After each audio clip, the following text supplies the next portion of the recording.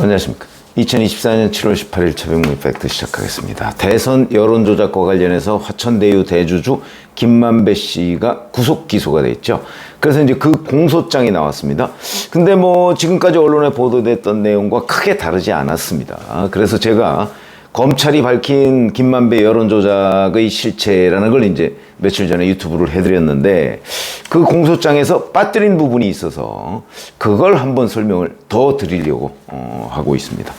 자, 김만배 씨가 이제 이른바 대장동 사건이 불거지니까 2021년 8월 31일자 경기경제신문, 거기에서 기자수첩 형식으로 처음 보도가 되고, 이어서 주간조선, 조선일보가 한 일주일, 2주일 뒤에 상세한 보도를 하면서부터 이게 수면 위로 드러나기 시작했거든요.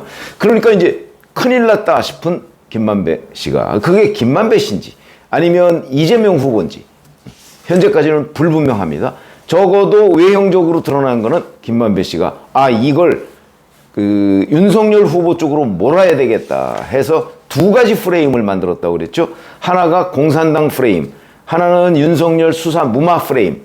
그건 무슨 얘기냐면, 공산당 프레임은 이재명 후보가 성남시장 시절 오히려 성남시의 이익을 위해서 민간업자들한테 돌아갈 이익을 공산당처럼 빼앗아간 사람이다, 요런 논리. 그게 이제 이재명 그 당시 후보가 얘기했던 뭐 5,503억인가요? 그 뭐 공공환수, 이거를 얘기하는 겁니다. 그게 이제 다 빼앗겼다, 민간업자들한테 돌아갈 이익을. 근데 나중에 결과로 보니까 아니었죠. 그게 거짓 프레임이었습니다. 이거 하나 하고, 윤석열 수사 무마 프레임은 2011년 당시 윤석열 후보가 대검 중수부 이과장이었을 때 부산저축은행 사건을 수사하면서 조우영이라는 대출 브로커를 봐줬다.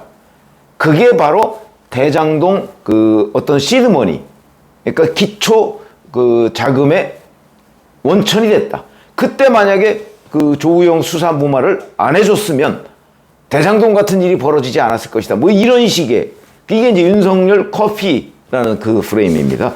요 두 가지를 이제 그 김만배 씨가 아이디어를 냈고, 이걸 민주당이 받아서 관련 기사를, 이건 이제 가짜 프레임인데, 뭐 JTBC, 뉴스타파, 뉴스버스 뭐 이런 친민주당 매체로 이제 전파를 했다, 이런 거죠.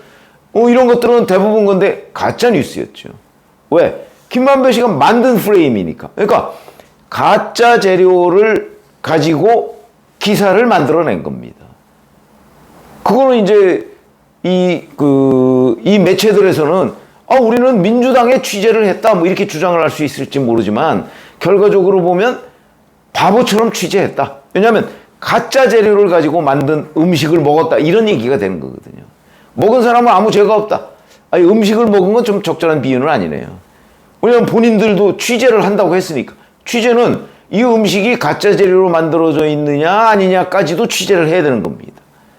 이제 이런 점에서 책임을 면하기 어려운 부분이죠.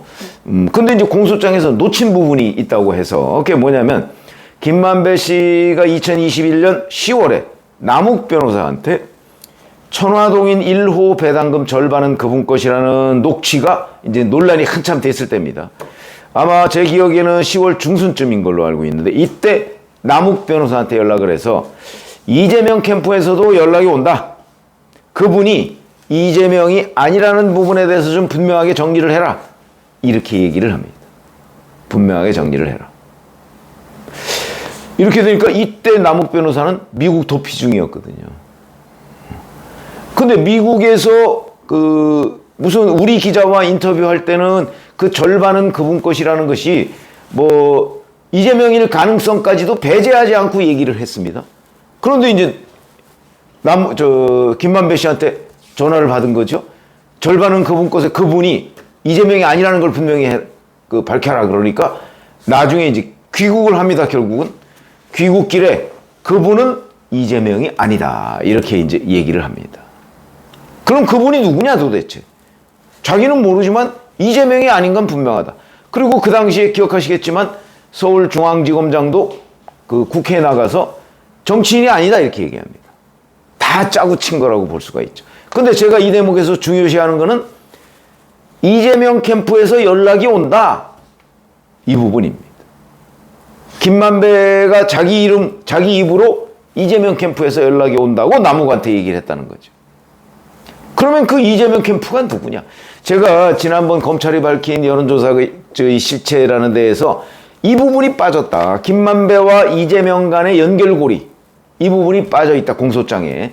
그거는 뭐 수사가 미진한 건지 아니면 나중에 법정에 가서 그 좀 실체를 공개하려고 하는 것인지 불분명하다, 이렇게 말씀을 드렸는데, 공소장 구석구석을 다시 한번 들여다보니까 바로 이 부분이 있는 겁니다. 김만배가 자기 입으로 이재명 캠프에서 연락이 온다. 자, 그러면 이제 이재명 캠프에서 연락이 온다는 말을 김만배가 한 걸로 보이는데, 이게 시점이 중요합니다. 왜 중요하냐? 김만배 씨가 허위 프레임을 만든 거는 9월입니다. 2021년 9월. 이때는 대장동 수사 초기입니다. 초기. 근데 이때는 절반은 그분 것이라는 천화동인 1호 때 정영학 녹취록이 논란이 안 됐을 때입니다. 그러니까 이때는 아마 그 프레임을 만들어야 되겠다, 김만배가 이렇게 생각을 하고, 근데 정영학 녹취록이 있는지는 모르는 상태에서, 그런 상태에서 프레임을 만들었다. 그거는 김만배의 단독 아이디어거나 아니면 이재명 캠프와의 뭐 협업이거나, 그 둘 중에 하나겠죠? 그런데 지금 그 김만배가 이재명 캠프에서 연락이 온다면서 남욱 변호사한테 얘기했던 거는 10월의 일입니다. 한 달 정도의 공백이 있죠. 10월은 이미 정영학 녹취록이 검찰에 넘어갔을 때입니다. 물론 그 당시에는 문재인 검찰이죠. 검찰에 넘어갔을 때입니다. 그러면 검찰에 넘어갔을 때 절반은 그분 것이라는 게 이제 논란이 됐으니까, 거기서 김만배가 그분이라고 할 수 있는 사람이 누구냐? 유동규냐, 정진상이냐, 뭐 그 다음에 김용이냐? 모두 아니다. 왜? 김만배가 그 중에서 가장 형님이니까. 그럼 김만배가 이른바 이재명 성남시 패밀리에서 그분이라고 부를 수 있는 사람은 이재명밖에 없다는 거죠. 물론 이재명보다 김만배가 나이는 우위죠. 그러나 모든 대장동의 생살 여탈권을 가지고 있는 사람이 이재명 성남시장이기 때문에 김만배가 그분이라고 부를 수 있는 사람은 이재명밖에 없다. 그리고 실제 428억, 그러니까 700억이죠, 정확하게 얘기하면. 천화동인 1호의 절반이 700억인데 그걸 어떻게 줄 방법이 없으니까 그 중에 이제 그걸 공식적으로 주면서 세금 뭐 이런 것들 다 빼고 그러니까 428억이 남는다. 그래서 428억 뇌물설이 나오는 겁니다. 근데 이게 이제 이재명이 아니다, 그분이. 그럼 누구냐? 이렇게 되는 거죠.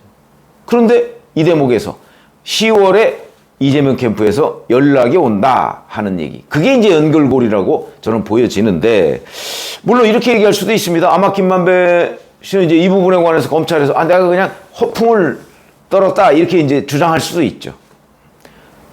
그러나 저는 진짜라고 봅니다, 개인적으로는. 왜? 이재명 캠프와 연결이 안 되고서 이 대선 여론조작이라는 걸 할 수가 없죠.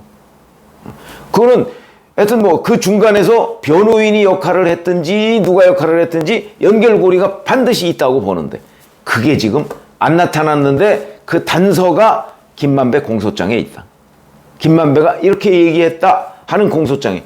그럼 그 이재명 캠프에서 김만배한테 연락한 사람이 누구냐? 이걸 이제 검찰이 밝혀야 되는 대목인데, 자, 지금 검찰 주변을 취재해 보면 검찰이 이제 김만배 씨에 대한 수사, 뭐 그동안엔 뭐 뇌물, 배임 뭐 이런 것들인데, 그 수사를 이제 거의 막바지 활용점정의 하나로 이 대선 여론조작 수사를 하고 있다. 그래서 김만배 주변과 관련한 모든 법적인 문제를 이번에 털어버리려고 한다고 합니다.